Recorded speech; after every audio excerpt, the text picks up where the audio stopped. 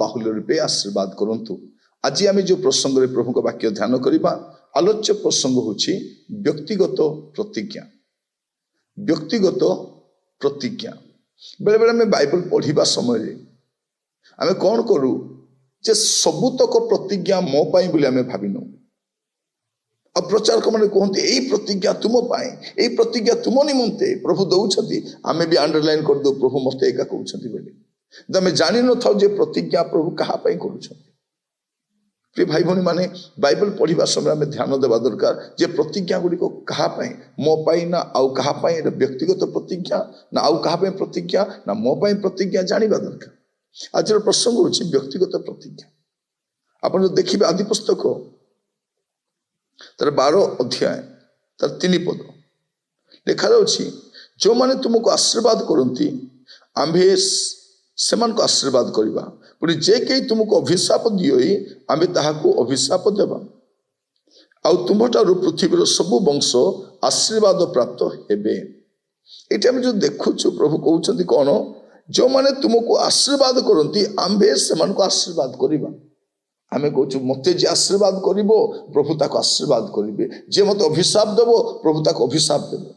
यहीटा आम भावी नौ जे प्रभु मत एका कहते यहाँ आपण को कहूना यहीटा प्रभु अब्राहम को कहते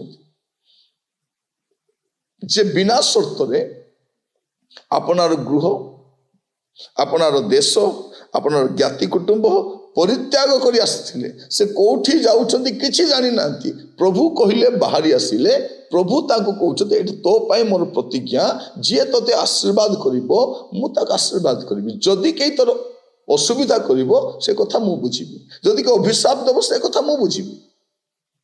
एटा व्यक्तिगत भाव प्रभु कहते एटा को आम समस्ते निज जीवन में प्रयोग करि परिबा नहीं।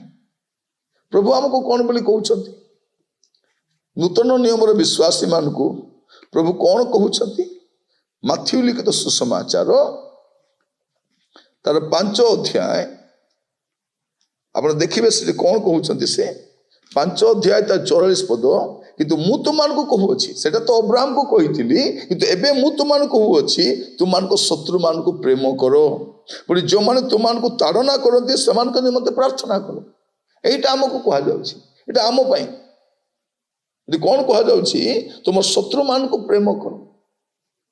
और प्रिय भाई भौणी माने मुझे जाने ना आपण शत्रु किए आपण अभिशाप भी दे पारे आपण आशीर्वाद करेंगे आपण कौन करेंगे प्रार्थना करेंगे आशीर्वाद यहीटा आमर काम अटे। तो वाक्य शुणु शुणु बेले बेले आमको भावुक हो जाऊ आवेगर प्रचारक मैंने भी कही दियंती यही प्रतिज्ञा आपण प्रतिज्ञा आपण देखो क्या सेटा अब्राहम को प्रतिज्ञा थिला। प्रभु तो आपण को कौन बोली कहते तुम्हें कौन करिबो जदि कई तुमको अभिशाप भी देबो तुम विरुद्ध रे आसीबो ताको तुम्हें क्षमा करिबो आ ता निमंते कौन करिबो प्रार्थना भी करिबो। एटा प्रभु हमको कहउछंती।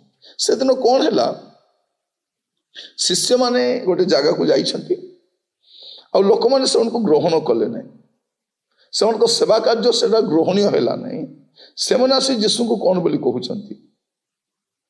आपण देखिबे लुक लिखित सुसमाचार 9 अध्याय तापर 53 पदरु 55 पद पर्यंत किंतु से जेरूशलेम को जीवा निमंते मनस्थ करियछंती बोली देखी से माने ताहांकु ग्रहण कले नहीं। यह देखी जाकुब और जोहन पुणी 2 शिष्य कहिले प्रभु एलियो मते जेपरि करिथिले सेपरि आकाश अग्नि पड़ी एमान को विनाश करू यह मैंने कहबू बोली कौन आपणकर इच्छा। अभी देखो एलियो अग्नि आनी एबे लोक माने एमान को ग्रहण कले नहीं एमान कौन कहउछंती आमे कौन अग्नि आनिबू एमान को दंड आनिबू आपण कौन इच्छा करंती।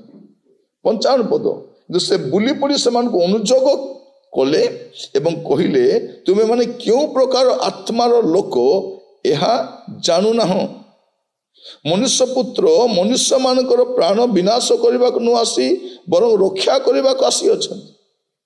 मोर प्रिय भाई भौणी माने आम बेले बेले भाव जदि कि आमको भल व्यवहार करुच्ची आम कहूँ प्रभु तुमको आशीर्वाद करूँ जदि कि आमको अपमान करुच्ची निंदा कर प्रभु तार सर्वनाश हो जाओ प्रभु ताको दंड दियो प्रभु ପ୍ରଭୁ ସେଇଟା ଆମକୁ କହିନାହାନ୍ତି।